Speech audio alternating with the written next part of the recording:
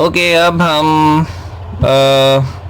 Completing square का ही 1/ax² plus bx plus c इस type का जो सेकंड कैटेगरी थी सब्स्टिट्यूशन, वो हम करेंगे। अब एक एग्जांपल मैंने लिया है, अगर आप देखें यहाँ पे दिया है I is equal to integral sec² x upon sec² x minus 3 tan x plus 1 dx। अब अगर आपको याद होगा कि डेरिवेटिव ऑफ tan x होता है sec²x, करेक्ट। तो अगर हम नीचे tan टर्म्स ले आते हैं तो उसका जो डेरिवेटिव है sec²x dx वो न्यूमरेटर में प्रेजेंट है। तो पहले हम क्या करते हैं, ये sec² को हम पहले एक्सप्रेस करते हैं as 1 plus tan²। So this becomes sec²x, ये जो sec²x है ये हो जाएगा 1 plus tan²x minus 3 tan x plus 1। तो फाइनली आपको मिलता है ये sec²x नीचे आ जाएगा tan²x माइनस 3 tan x और ये 1 प्लस 1, ये टोटल हो जाता है 2 dx। अब अगर हम सब्स्टिट्यूट करते हैं tan x को t, तो अगर इसको हम t लेते हैं तो नीचे देखिए क्वाड्रेटिक एक्सप्रेशन बन जाएगा इस फॉर्म में t² minus 3t plus 2, correct. सो इसलिए हम क्या करते हैं, we put tan x equal to t। So therefore अगर हम इसका डेरिवेटिव लेते हैं तो ये हो जाएगा sec²x dx बिकम्स dt। तो ये जो आपका इंटीग्रल हुआ I, अब वो चेंज हो जाएगा sec²x dx, ये क्या हो गया dt। सो 1 अपॉन न्यूमरेटर ये तो dt हो गया, इधर आ जाएगा t² माइनस 3t प्लस 2। अब देखिए ये इस फॉर्म में कन्वर्ट हो गया, correct, 1/ax² plus bx plus c form में। अब ये फॉर्म में as always coefficient of square term हमेशा 1 होना चाहिए, तो वो तो ऑलरेडी 1 है, यहाँ पर नहीं होता तो हम कॉमन लेके बाहर उसे ले लेते थे। अब कोएफिशिएंट ऑफ t² ऑलरेडी 1 है तो हम डायरेक्टली ढूंढेंगे इसका लास्ट टर्म। अब लास्ट टर्म या थर्ड टर्म होता है half into coefficient of t का कोएफिशिएंट है -3 द होल स्क्वायर, इसकी वैल्यू आती है 9/4।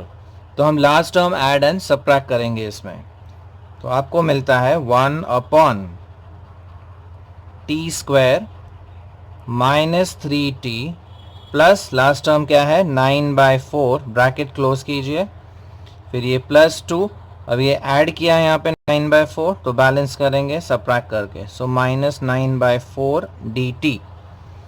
अब ये वाला जो टर्म है वो एक परफेक्ट स्क्वायर हो गया। अब किसका परफेक्ट स्क्वायर है वो, पहला टर्म t², तो यहाँ पे t लिखिए, फिर माइनस है तो माइनस लिखिए, और 9/4 किसका स्क्वायर होता है 3/2 का, राइट, तो ब्रैकेट बंद करके होल स्क्वायर। अब यहाँ पे हम इक्वलाइज कर देते हैं, 2 4 इज 8, 8 माइनस 9, अब 8 माइनस 9 हो जाता है -1/4 dt, करेक्ट। अब 1/4 ये होता है half square, so we get I equal to integration 1/t minus 3/2 the whole square minus 1/2 the whole square dt। अब ये हो गया कन्वर्ट कौन से फॉर्म में, 1/x² माइनस a²। अगर आपको याद होगा तो फॉर्मूला क्या था उसका, integration of 1/x² minus a², याद है आपको, formula was 1/2a log mod of x minus a upon x plus a plus c। तो यही फॉर्मूला हमको यहाँ पर यूज़ करना है, तो ये हो जाएगा 1/2a, a है यहाँ पर हाफ, फिर log mod of x minus a, x मतलब ये वाला टर्म, सो t -3/2 माइनस 1/2 और नीचे x प्लस a यानी t minus 3/2 plus 1/2 plus c। अब ये 2 और ये 2 कैंसिल हो जाता है, तो ये अगर हम सिंप्लीफाई करते हैं ये हो जाएगा t माइनस, अब -3 -1 होता है -4, -4 डिवाइड बाय 2 बिकम्स -2 और नीचे -3 + 1 ये होता है -2 डिवाइड बाय 2 तो हो जाता है -1, तो नीचे आ जाता है t -1 plus c। So log of t -2 upon t -1 ये मॉड्यूलस में। अब इसमें t की वैल्यू ओरिजिनल वैल्यू सब्स्टिट्यूट करनी है हमें, राइट, रादर रीसब्स्टिट्यूट करनी है। अब t क्या था tan x, तो जहाँ t है वहाँ पे हम tan x लिख देंगे, तो फाइनल आंसर आएगा आपका log mod of tan x - 2 upon tan x - 1 plus c। तो ये आपका फाइनल आंसर हुआ। तो बेसिकली अगर आप ध्यान दें sec स्क्वायर है ऊपर, अब sec स्क्वायर किसका डेरिवेटिव होता है tan x का, नीचे ये tan तो है इसको भी हम tan में कन्वर्ट कर देते हैं, तो sec स्क्वायर को हम लिखते हैं एज 1 प्लस tan स्क्वायर। इसको अगर सिंप्लीफाई करते हैं तो ये हो जाता है sec square x upon tan square x minus 3 tan x plus 2। अगर हम इसे t लेते हैं, राइट, तो ये हो जाएगा t square minus 3t plus 2, मतलब ये इस फॉर्म में आ जाएगा, राइट, क्वाड्रेटिक एक्सप्रेशन फॉर्म में। और tan का डेरिवेटिव होता है sec स्क्वायर, तो tan become sec square x dx dt, right. तो ये फॉर्मेट ये ले लेता है, so it becomes 1 upon T square minus 3t plus 2 और ये sec स्क्वायर x dx हो गया dt। Then coefficient of T square already 1 है, तो हम फाइंड करेंगे इसका लास्ट टर्म या थर्ड टर्म, जो हमें मिला 9/4।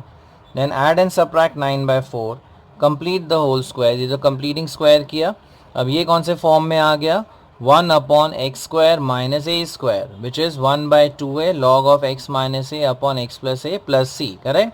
तो जहाँ जहाँ x है वहाँ t माइनस 3/2 सब्स्टिट्यूट करना है और जहाँ a है वहाँ पे हाफ ये वैल्यू सब्स्टिट्यूट करनी है।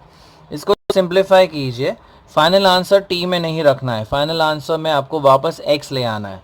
अब t क्या था, t वॉज tan x, तो ये जो दो t टर्म्स है उसे रिमूव कीजिए और यहाँ पे tan x रीसब्स्टिट्यूट करके आपका फाइनल आंसर आ जाता है।